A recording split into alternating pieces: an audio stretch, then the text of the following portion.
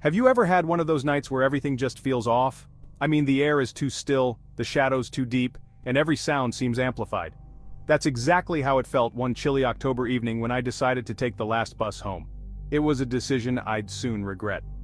The bus was nearly empty, save for a few scattered passengers, an old woman clutching a tattered book, a young couple whispering in the back, and a man in a hood, his face hidden in the shadows. There was an unsettling quiet, the kind that makes your skin crawl. The only sound was the low rumble of the engine and the occasional squeal as we rounded a sharp turn.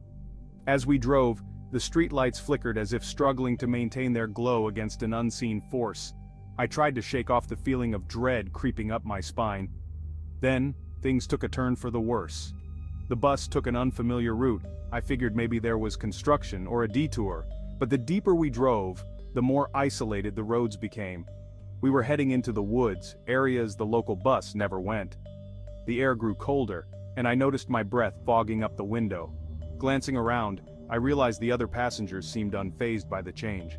The old woman continued to read, the couple was now silent, their heads bowed, and the man in the hood, he was staring right at me.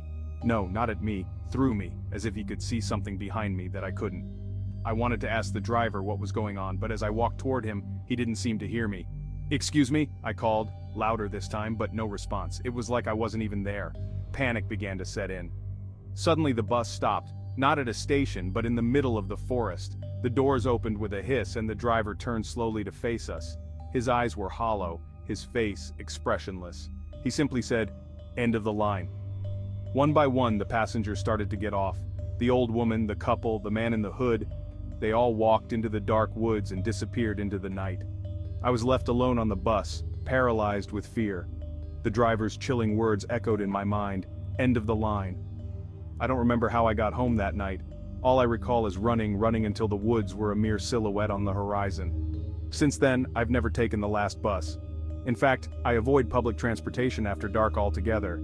Sometimes, late at night, I still hear the faint hiss of the bus doors opening and a voice whispering, "End of the line." So next time you decide to take the last bus home, remember this tale. And ask yourself, is it really worth the risk, or could it be your last ride too? Stay safe, and keep an eye on the shadows. Who knows what might be lurking there waiting for the last bus and its next passenger.